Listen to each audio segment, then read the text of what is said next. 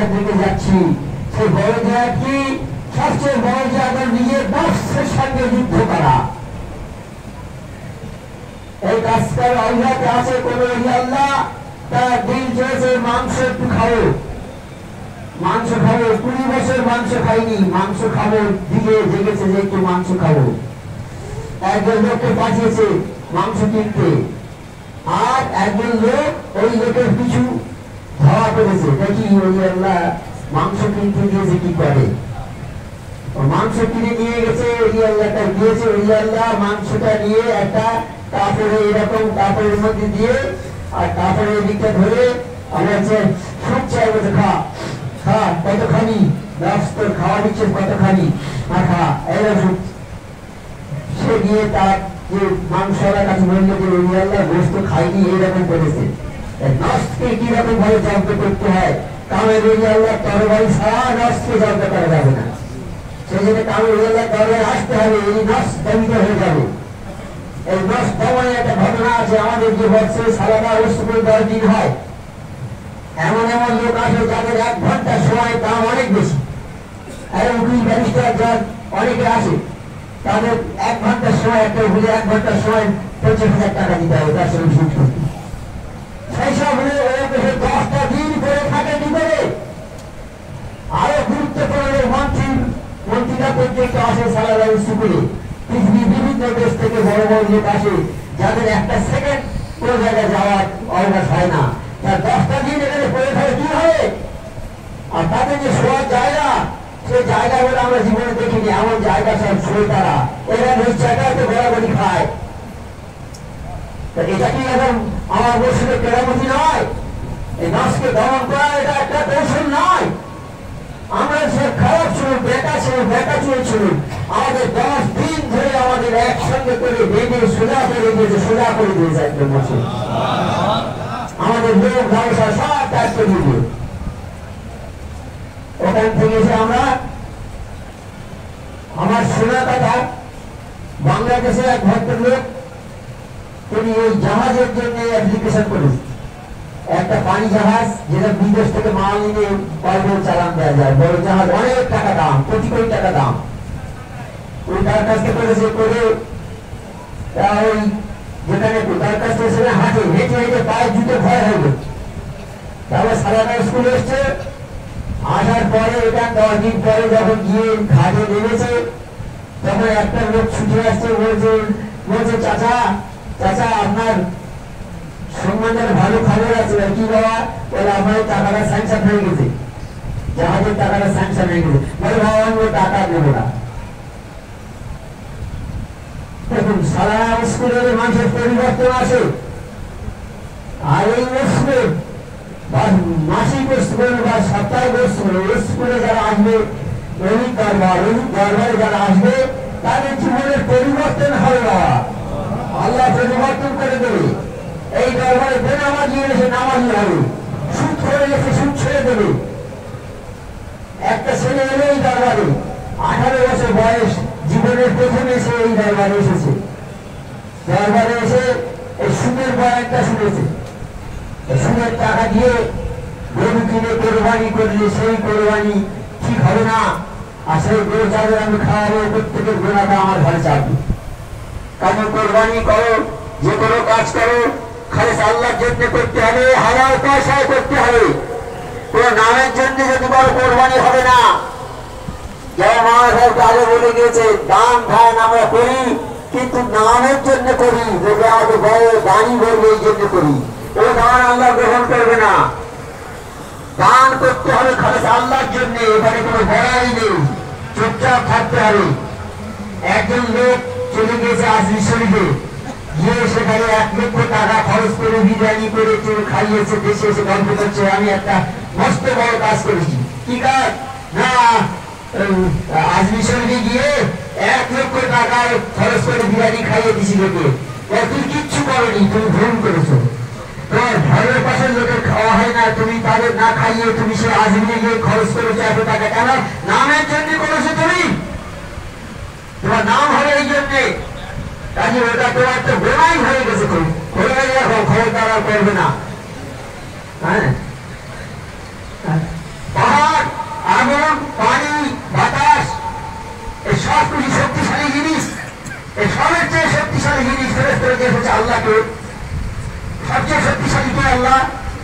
আল্লাহ ফেরেশতারা শুনে না, সবচেয়ে শক্তিশালী সেই মানুষ যে ডান হাতে দান করে, বাম হাত জানে না। সেই মানুষের পাহাড়ের চেয়ে, আগুনের চেয়ে, পানির চেয়ে, বাতাসের চেয়ে শক্তিশালী সেই মানুষটা। সবচেয়ে শক্তিশালী মানুষকে, যে মানুষটা ডান হাতে দান করে, বাম হাত জানে না। অর্থাৎ দানের কথা প্রচার করবে না। দান করে প্রচার করলে তোমার দান নষ্ট হয়ে যাবে। আমরা যে যে কাজ করি খালি আল্লাহর জন্য করি, আল্লাহর জন্য করে গল্প করি। আমি আজ 50 টাকা নামাজ পড়েছি, লোকে শুনে বলে বাবা আচ্ছা ঘরের লোক, তো তোমার নামাজটা আর কিচ্ছু হলো না। আত্মপ্রশংসা, আমি আমার, এই কথাটা থাকবে না। আমি এটা করি, আমি ওটা করি, এই কথাটা থাকবে না। যা কিছু করায় সব আল্লাহ করায়, আল্লাহর হুকুমে আমি করি। আমাদের রোগ আসে আল্লাহর হুকুমে, রোগ সারে আল্লাহর হুকুমে। আল্লাহ কথা সব জায়গায় থাকা চাই, নাচে বেকার হয়ে যাবে সব। আল্লাহ আমাদের তৌফিক দিক, আল্লাহর হুকুম মোতাবেক চলার। হকানি শুরু করবেন।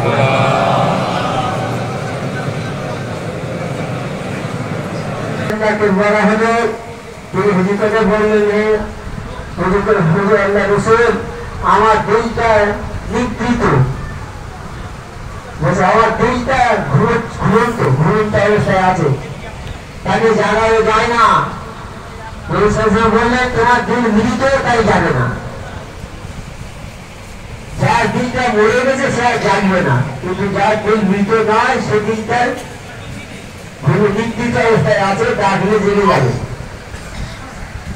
আল্লাহ পাক আমাদের পোশাক, এটা হাদিস, আল্লাহ পাক আমাদের পোশাক বা চেহারা দেখবেন না, আমারও দেখবেন না। দেখবেন আমাদের কলমের ভিতর কি ছিল সেটাই বলবে, আমাদের দিলের মধ্যে কি ছিল এবং আমাদের নিয়তটা কি ছিল এটা দেখবে আল্লাহ।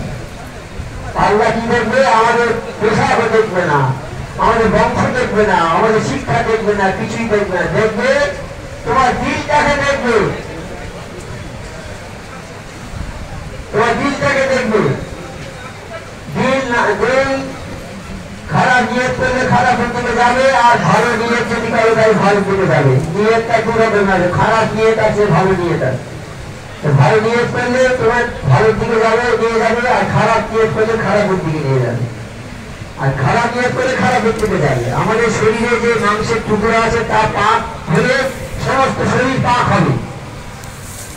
আমাদের শরীরের মধ্যে একটা মাংসের টুকরো আছে, সেটা যদি পাক হয় তাহলে সব পাক হবে, আর সেটা যদি খারাপ হয় সমস্ত শরীর নাপাক হয়ে যাবে। এটা হলো কল্প। এটা আল্লাহর হুকুম মান্যকারী লোকে আমল তাদের কল্পের মরিচা ছড়িয়ে দেয়। আল্লাহর হুকুম যারা মানে না যেসব লোক, তাদের ওই কল্পে দিলে মরিচা ছড়িয়ে দেয়। এদের প্রতিপালকের দর্শন হতে এরা বঞ্চিত হবে, এরা আল্লাহ দর্শন থেকে বঞ্চিত হবে। দুনিয়া চাইলে দিলের উপর কালিমা পড়ে। দুনিয়া যদি আমরা চাই তাহলে দিলের মধ্যে একটা কালি পড়বে, দিলের মধ্যে কালি পড়বে। আর আখিরাত যদি চাই দিলের মধ্যে একটা রশ্মি আসবে। হ্যাঁ, একটা রশ্মি আসবে। ইমান অমূল্য সম্পদ, ইমান অন্তরের জিনিস।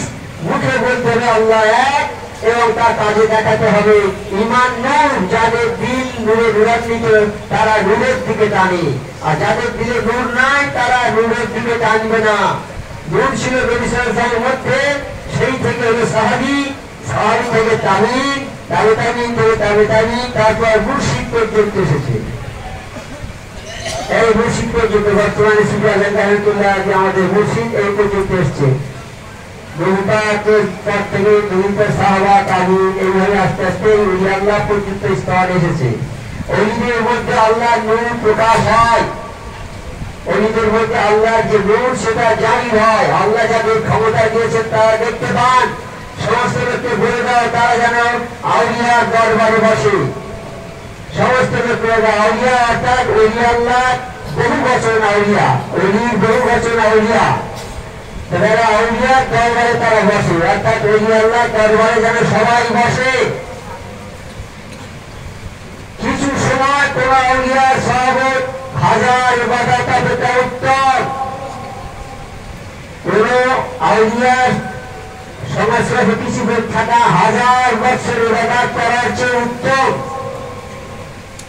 মহারাজ বলেছেন তুমি যত ইবাদত করো নাকি হবে, কিন্তু ওই দরবার গিয়ে ইবাদত করলে তিনি তোমাকে নূরে নূরান্বিত করে দেবেন। আর কামের আল্লাহর দরবারে যদি কোনো মানুষ এসে বসে আদরের সঙ্গে মহারাজ বলেছেন 100 বছরের বেরিয়ে ইবাদতের সওয়াব হবে। আল্লাহ যাকে ভালোবাসে এই ওলি দরবার হলো আল্লাহর আরশের ছায়া। ওই দরবার আল্লাহর আরশের ছায়া। আল্লাহ যাকে ভালোবাসে তাকে কামের আল্লাহর দরবারে দেয়, আর আল্লাহ যাকে ভালোবাসে না সে কোনো আল্লাহর দরবার পাবে না। সুফি কেমন? সুফি যে আল্লাহ আমার যার দরবারে হচ্ছে সুফি আল্লাহর কাছে কেমন? তিনি জমিনের মতো, অর্থাৎ মাটির মতো। সুফি মাটির মতো। জমিনের মানুষ ঘর গুলা সব ফেলে দেয় আর জমিনটা পচিয়ে মাটি করে দেয়। জমিনে খড় কুটে ফেলে দেয় মানুষ, আর সেইগুলো জমিন কি করে পচিয়ে মাটিতে মাটি শক্তি উর্বরা শক্তি বৃদ্ধি করে দেয়। খড় কুটে আবর্জনা পচে মাটি উর্বর হয়, আর সেই মাটিতে ফসল ভালো হয়। আমরা গোনা নিয়ে দরবারে এসেছি, আর মুর্শিদ রহমাতুল্লাহ সে গোনা উদ্যোগে খড় কুটের মতো পচিয়ে দিয়ে দূরের মানুষ তৈরি করে দিচ্ছে। যে আমল করবে সে দূরের মানুষ হয়ে যাবে। তোমার মধ্যে খারাপিটা আর থাকবে না, তুমি বলে আর কিছু থাকবে না। এই নাম তাসাউফ। মুর্শিদ রহমাতুল্লাহ সভাপতি আমি ও আমাকে মেরে ফেলে দেবে। আমি যদি কামের দরবারে আসি, আমি যে অহংকার করি আমি করি, আমি আর আমার এই কথাগুলো আর থাকবে না, এই কথাগুলো আর থাকবে না। বুঝবেন কথা জিন্দগি দিয়ে তাকে জীবন্ত করবেন। মুর্শিদ রহমাতুল্লাহ জিন্দগি যে কি তা আমাদের কল্পনার বাইরে। আমার মুর্শিদ জিন্দগি যে কি সেটা আমাদের চিন্তার বাইরে, আমরা সে সম্বন্ধে চিন্তা করতে পারবো না। তাই আমার মুর্শিদ রহমাতুল্লাহ যেমন মুজাদ্দিদ, তিনি আমাদের 4টে স্কিম দিয়েছেন। 5 ওয়াক্ত নামাজ বিনা কাজায়, 5 ওয়াক্ত ওজিফা, হালাল রুজি, 7 মতো ফরজদারি, এই 4টে স্কিম দিয়েছে। এই 4টে স্কিমের মধ্যে যদি আমরা থাকি ইনশাআল্লাহ তাআলা আমরা জান্নাতের আশা করতে পারি, জান্নাত আমাদের নসিব হবে। এই 4টে স্কিম তিনি কোরআন করেছেন, কোরআন গবেষণা করেছেন, কোরআন হাদিস সমস্ত তিনি গবেষণা করেছেন, করে আল্লাহকে রাজি করিয়েছেন। আমার রাজি করে তিনি হাক্কানি দরবার প্রতিষ্ঠা করেছেন, আর এই কোরআনি ওজিফা তিনি এনেছেন আল্লাহর কাছ থেকে সুপারিশ করে। তাহলে তিনি কত ধরনের মানুষ ছিলেন। আজকে সারা বিশ্বের মানুষ নিজের চেষ্টার চিন্তায় ব্যস্ত, নিজে কি খাবে নিজে কি করবে। আর আমার মুর্শিদ পরের জন্য সারা বিশ্ববাসীর জন্য চিন্তা করছে। তিনি যেটা মোনাজাত দিয়েছেন ইলাহি রহমত জিয়াদা করো তামাম আলমের পর, এর মানেটা কি হওয়া? আল্লাহ তামাম আলমের উপর তোমার যে রহমত আছে সেই রহমতটাকে আরো বাড়িয়ে দাও, আল্লাহ আরো বাড়িয়ে দাও, রহমত করো তাদের উপরে বেশি বেশি করে। তিনি নিজের জন্য করেছেন কিছু, নিজের জন্য করেছেন, সেই সঙ্গে সারা বিশ্ববাসীর জন্য নিয়ে দোয়া করেছেন। এইরকম দোয়া কোন জায়গায় আছে বলে আমার মনে হয় না। যদি এইরকম দরবার থাকে তাহলে থাকবে, হয়তো আছে আমরা জানি। তাহলে এই যে দোয়াটা করেছে সব মানুষ নিজের জন্য ব্যস্ত, আর আমার মুর্শিদ সারা বিশ্বের লোকের জন্য ব্যস্ত। আল্লাহ ওই বান্দার হয়ে খুশি হয়ে যাবে যখন আল্লাহর বান্দাকে যারা ভালোবাসে আল্লাহ তাদেরকে ভালোবাসে। আল্লাহ মানুষকে যারা ভালোবাসে আল্লাহ তাকে ভালোবাসে। মানুষ আল্লাহ সৃষ্টি জীব, সেই সৃষ্টি জীবকে যারা ভালোবাসে আল্লাহ তাদেরকে ভালোবাসে। আমার মুর্শিদ সেই সৃষ্টি জীবের উপরে দোয়া করছে, শুধু মানুষ নয়, গরু যাবতীয় মখলুক আছে সমস্ত মখলুকের উপর দোয়া করছে। আল্লাহ আমার খুবই খুশি হয়ে আছে আল্লাহর কাছে রহমতুল্লাহ খুশি, আমার ছেলেকে যদি কেউ ভালোবাসে তাই আমার স্বাভাবিক তার প্রতি স্নেহ মমতা হবে, হবে না? আমার বসে কুল মখলুকের জন্য দোয়া করছে, আল্লাহ কত খুশি হয়ে যাবে। আর কুল মখলুকের জন্য যখন দোয়া হবে, কুল মখলুকের দোয়াটাও তারা ফিরিয়ে দেবে, সঙ্গে সঙ্গে ফিরিয়ে দেবে। যেমন আমি সালাম দিচ্ছি, সালামের জবাব আপনি দিয়ে দিচ্ছে, সেরকম আমি যখন নেকি কুল মখলুকের জন্য পাঠাবো, কুল মখলুক তাদের ভাষায় নেকিগুলো আমার কাছে ফিরিয়ে দেবে। কোন একজন মানুষ এই দরবারে এসেছে, একদিন মাত্র এসেছে, তারপরে সে চলে গিয়েছে, ইন্তেকাল করেছে। কেমন পর্যন্ত সে কবরে শুয়েছে, এই লক্ষ লক্ষ লোক যে মোনাজাত রহমত জিয়াদের তামাম আলমের উপর রহমত জিয়াদের পড়েছে এবং পড়ছেন এবং পড়বেন তাদের উপর। যে লোকটা একবার এই দরবারে ঘটা পড়ে গেছে, সে কেমন পর্যন্ত এই লক্ষ লক্ষ কোটি কোটি লোকের সব কবরে শুয়েছে, অন্ধকার কবর আলোকিত হয়ে যাবে, কবরে দেখি পাওয়ার জমে যাবে, জান্নাতি হয়ে যাবে। সে কল্পনা করতে পারবে না কেমন পর্যন্ত পাবে কবরে শুয়েছে। তাহলে আমরা কি দরবারে এসেছি? এই দরবারে এসেছি, এই দরবারের হুকুমটা আমাদের মেনে চলতে হবে, কামের মুর্শিদের সমাবাদী করতে হবে। দরবারে এলি শুধু হবে না, আমরা শুধু আল্লাহর নাম ধরে মানি, তার হুকুমটাকে মানি না, মানি কি? আর যদি সেই হুকুম মানি, তাহলে ভাইয়ের ভাই ঝগড়া হচ্ছে, স্বামী স্ত্রী ঝগড়া হচ্ছে, তার প্রতিবেশীর সঙ্গে ঝগড়া হচ্ছে, কেন হবে? কেন হবে? আমি জবাব দিয়ে সংযত রাখি, আমার গ্রামে ঝগড়া করে ধরে কেন? শয়তান আছে আমাদের পিছনে লেগে সব সময়, শয়তান লেগে আছে সব সময়, যাতে আমরা এই রাস্তা থেকে সরে যাই। ভাইয়ের সঙ্গে জমি জায়গা নিয়ে মোকদ্দমা মারি, মোকদ্দমা কেন হবে? ভাই যেটা পাবে সেটা যদি তাকে বুঝিয়ে দিই, সে বুঝে দেবে, সে যদি একটু বেশি চায় নাই দিয়ে দেবো। তার এইসব জিনিস দিয়ে আমি কি যেতে পারবো? এইসব জমি জায়গা টাকা পয়সা সব গাছ টিপে কি নিয়ে যেতে পারবো সেখানে? পারবো কি? যদি আমি একটা জমি কারো ছেড়ে দিই, তার জন্য যে দেখি হবে সেই দেখিটা নিয়ে আমি যেতে হবে। আর ওই জমিটা না ছেড়ে যদি মামলা মকদ্দমা করি, মামলা মকদ্দমা করতে করতে করতে করতে মামলা মকদ্দমা করতে করতে আমি পড়ে যাবো, আমি দিন থেকে সরে যাবো, নামাজের সময় নামাজ করতে পারবো না, কোর্টে যাবো, হাজিরে দেবো, এ করবো, এই লোকের কাছে যাবো, তার কাছে যাবো, এইরকম করে দল করতে করতে আমার নামাজ চলে যাবে, জিন্দগি বরবাদ হয়ে যাবে, পড়ে যাবো, জাহান্নামী হয়ে যাবো। আর তবে লোকের যদি 1 ছটা জমি যদি এরকম কেউ জোর করে নেয়, তার কিয়ামতে তার আসমান থেকে জমি পর্যন্ত মাটি তার ঘরে চাপিয়ে দেবে, না কত মাটি দেবে না। এ কথা শুনেছেন তো নিশ্চয়ই, আপনারা শুনেছেন। তবু তো ছাড়েন না 1 ছটা জমি, 1 ইঞ্চির জন্য মামলা মকদ্দমা মারপিট হচ্ছে। কেন হবে এটা? আমার মুর্শিদে তো বলে গেছে আগে থেকে, বাবা একা ছেড়ে দিয়ে মীমাংসা করে নাও, একা জমি ছেড়ে দিয়ে মীমাংসা করে নাও, মামলা মকদ্দমা যাবে না। কিন্তু আমরা একটা কথা শুনছি, ছাড়বো না, তীক্ষ্ণ সূচি ইয়ম করতেছে ফলে যত ভূমি, বিনা যুদ্ধে পাণ্ডবের নাই জীবন। ওই দুর্যোধন এরকম কঠিন কথা বলেছিল যে সূচের জায়গায় যতটুকু জায়গায় হয় তা দেবো না, ধ্বংস হয়ে গেল তারা। এইরকম কথা যারা বলবে, মামলা মকদ্দমা করবে, জমির জন্য মামলা মকদ্দমা আমি শুরু করে দেবো, আমি জমির রেজাল্ট কি হলো দেখতে পাবো না, আমার ছেলেরা সেই কে চালাবে, তারাও রেজাল্ট দেখতে পাবে না, 2 পুরুষ 3 পুরুষ পরে হয়তো জমি হয় আমার হবে, না হয় চলে যাবে। এই মামলা মকদ্দমা করে লাভ হবে কিছু?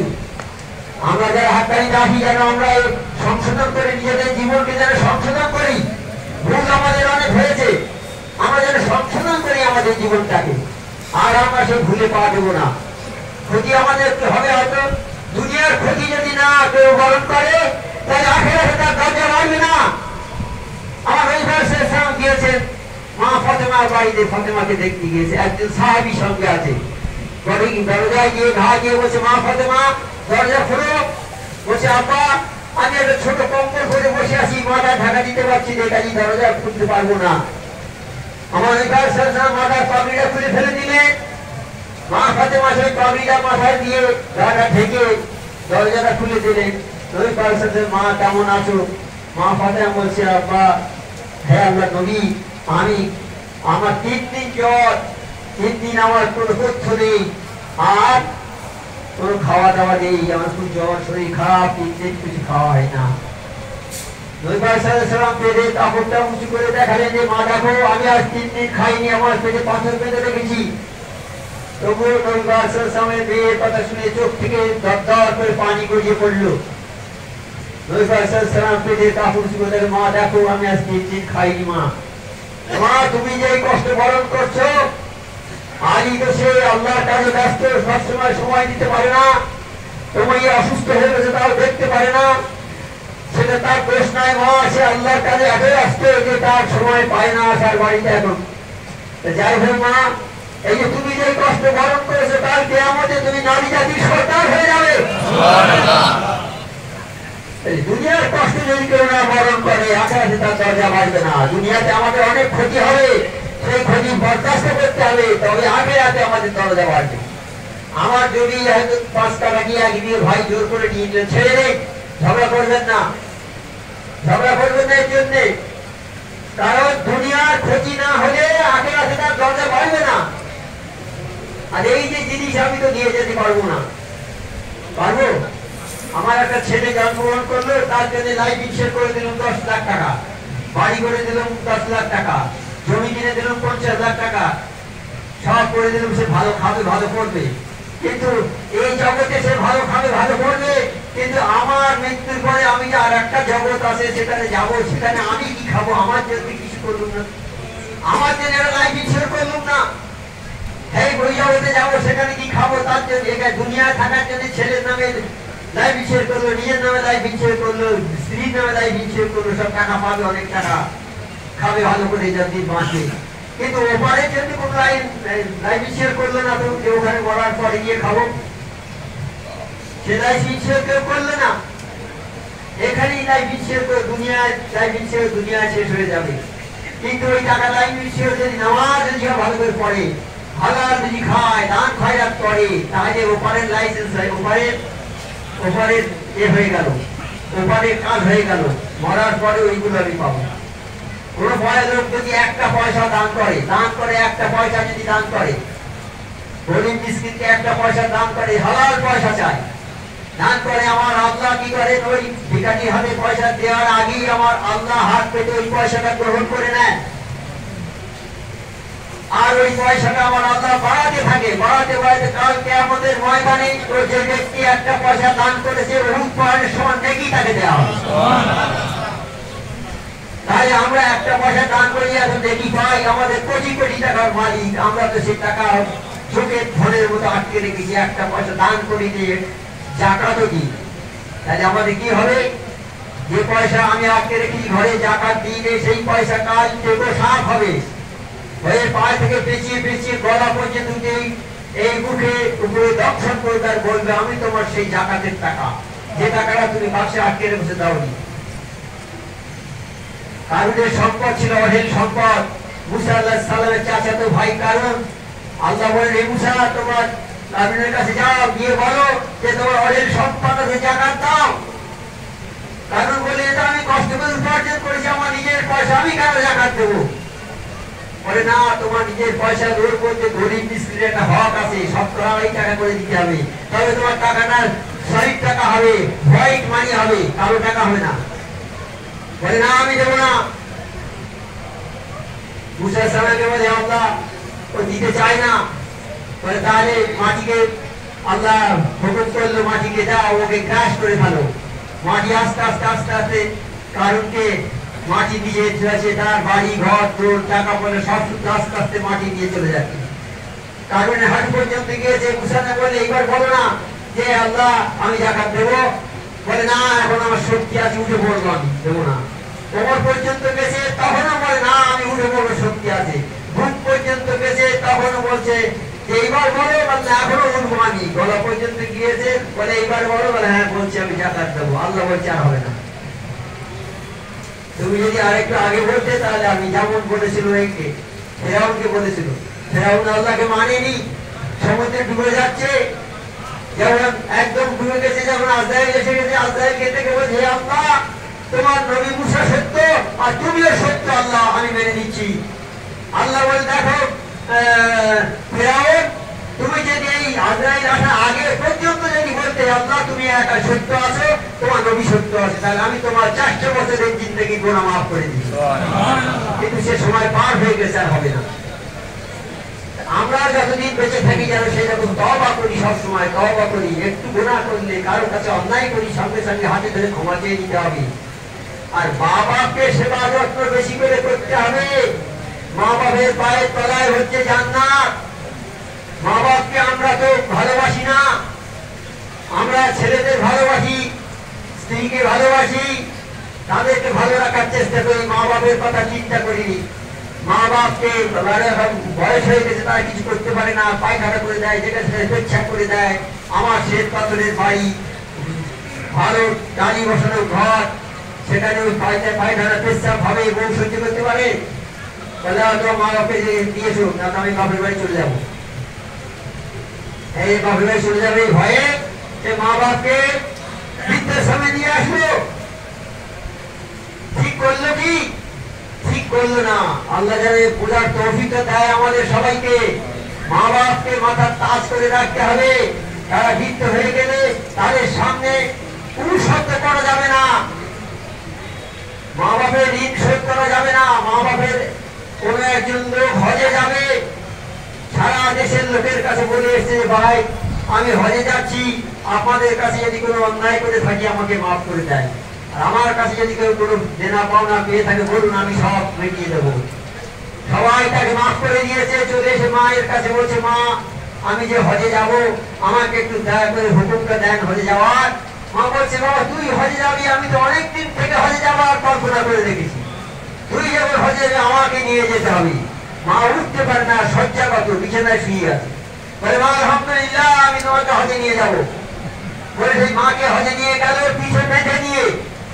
মা তো হাঁটতে পারে না, চলতে পারে না, পিছে করে বেঁধে নিয়ে হজে গেল।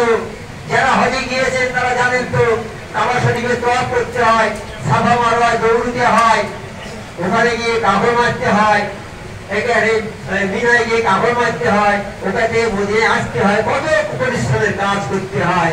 ও মাকে পিঠে নিয়ে সব কাজ করেছে। ঘর শেষে নবী পাক সাল্লাল্লাহু আলাইহি ওয়াসাল্লামের কাছে এসে বলছে, আল্লাহ নবী আমি আমার মাকে নিয়ে হজে গিয়েছি, এই সব কাজ করেছি, আমি মায়ের কিছু ঋণ শোধ করতে পেরেছি কি? বলছে, না বাবা, তুমি তো মায়ের এক ফোঁটা দুধের ঋণ শোধ করতে পারোনি। মা কি আছে, বাবা কি আছে? আল্লাহ বলেন, তুমি আমার কৃতজ্ঞতা জ্ঞাপন করো, আমার শুকরগুজারি করো, তারপরে আমার পরে তোমার মা বাপের শুকরগুজারি করো। আল্লাহর পরে আমার মা বাপের স্থান। মা বাপকে সেবা যত্ন যে না করবে, চারজনের জাহান্নামে দুটো দরজা খোলা থাকবে, দুটো দরজা খোলা থাকবে। আর যে মা বাপকে সেবা করবে তার জন্য জান্নাতের দুটো দরজা খোলা থাকবে। মায়ের কাছে দাঁড়িয়ে একটা ছেলে মায়ের গায়ে হাত দিয়ে, গলায় হাত দিয়ে হেসে কথা বলছে, মা গো তুমি কেমন আছো মা? এইটা খেয়ে নেবো, একটা মিষ্টি এনে মায়ের গালে দিয়ে হাসি মুখে দিচ্ছে, মা তুমি এটা খাও। মা বলছে, বাবা আমি খাচ্ছি, তুই একটু খা। কি একটা আল্লাহ দেখছে যে কি মধুর দৃশ্য, কি সুন্দর দৃশ্য। ছেলে হাসছে, মা হাসছে। তারা বলছে যে দুই পাঁচ বললে কোন ছেলে যদি এরকম মায়ের কাছে হাসি মুখে আসে, মাকে খুশি করে, তাহলে সে একটা মকবুল হজের সওয়াব পাবে। মকবুল হজের সওয়াব মানে যে হজ আল্লাহর দরবারে কবুল হয়ে গেছে, সেই হজের সওয়াব পাবে। সাহাবা বলে, আল্লাহর নবী ওই ছেলে যদি 100 বার এরকম করে তাহলে 100টা হজের সওয়াব পাবে। তাহলে হজটা কোথায় আছে বাবা? আমরা হজে যাচ্ছি, আমার মা ছেঁড়া কাপড় পরে ঘুরে বেড়াচ্ছে। আমি 3-10 তলা বাড়িতে থাকি, আমার মা টিনের ঘরে নিচে থাকে, মাকে ভালো করে দেখিনি। চাকর বাবুরা খাওয়া দেয়, পানি দেয়, যা কিছু করে। আর তার চেয়ে আরো অসুবিধা হবে, নার্সিং এই বার্ধক্য হয়ে ভর্তি করে দেয়, বার্ধক্য হয়ে সেখানে ভর্তি করে দেয়। একজন ভদ্রলোক অনেক টাকা মাইনে ভাই, বিরাট বড় অফিসার, মাকে বার্ধক্য আশ্রমে ভর্তি করে দিয়েছে। গিয়ে আর মায়ের কথা মনে নেই, ভুলে গেছে। মা বারবার চিঠি পাঠাচ্ছে, বাবা আমার একটু দেখে যা, আমার একটু দেখে যা, আসে না। মা একদিন সেই বার্ধক্য হয়েছে, সুপারভাইজার তাকে বলছে, বাবা আমার ছেলেকে একটা ইমার্জেন্সি কল কর, এইভাবে বলো যে তোমার মা আছে কি নেই, মরে যাবে, তোমার দেখার জন্য খুব ব্যস্ত হয়ে গেছে, বাবা এসো তাড়াতাড়ি এসে দেখা করে যাও। এই কথা শুনে তাড়াতাড়ি গিয়েছে, গিয়ে বলছে, মা তখন মার কাছে গিয়েছে, মার হাতটা ধরেছে। মা তখন ছেলের হাতটা ধরেছে, গিয়ে যখন বলছে, মা আমি সময় সময় পাইনি মা তোমার কাছে আসা হাত দেখার জন্য। তার হাতটা ছাড়িয়ে নিয়েছে ছেলেটা, হাতটা ছাড়িয়ে নিয়েছে, ওর হাত ছেড়ে এই কথা যখন বলেছে যে মা আমি সময় পাইলে তোমাকে দেখতে আসা, হাতটা ছাড়িয়ে দিয়ে বাবা আমি তোকে দেখেছি এই জন্যে যে এখানে আজ 1 মাস আসি, এই পাখাটা অসর হয়ে আছে, একটু বাতাস পাইনি বাবা, আমি কি কষ্টে আছি সে কথা তোর কি বলবো। এই পাখাটা তুই ইমিডিয়েট বলছে যে ভালো একটা দামি পাখা লাগিয়ে দে এখানে। বলছে মা তুমি তো এখান থেকে চলে যাবে, তাই এখানে পাখা লাগাবো কেন? তাহলে আমি যে পাখার তলায় আছি তোকে এইখানে আসতে হবে, তোকে এইখানে আসতে হবে। সেই জন্য বলছি বাবা তুই তো এয়ার কন্ডিশনে থাকিস, তাই পাখা না চললে হাওয়া না পেতে মরে যাবে, কাজে একটা পাখাটা ভর্তি দিয়ে দেওয়া। আর একজন ছেলে তার বাপের গলায় দড়ি দিয়ে টেনে টেনে নিয়ে যাচ্ছে, খানিকটা তো নিয়ে গেছে, বলছে বাবা আর টানিসে দাঁড়া। কেন? আমি তোর আব্বাকে গলায় দড়ি দিয়ে এই পর্যন্ত নিয়ে আসতে, আর তুই আমার আরো বেশি নিয়ে যাবি? যেমন কর্ম তেমন ফল। আজকে জোয়ান ছেলেরা যারা বাপ মাকে দেখো না, কিন্তু তোমাদের পরিণতি ওই রকম হবে, একদিন হতে বাধ্য হবে, এটা চিরন্তন সত্য কথা। মৃত্যু যেমন চিরন্তন সত্য, যারা আল্লাহকে মানে না তারা মৃত্যুকে মানে, যারা মৃত্যু একদিন হবে, এটাই বলে ইউনিভার্সাল ট্রুথ।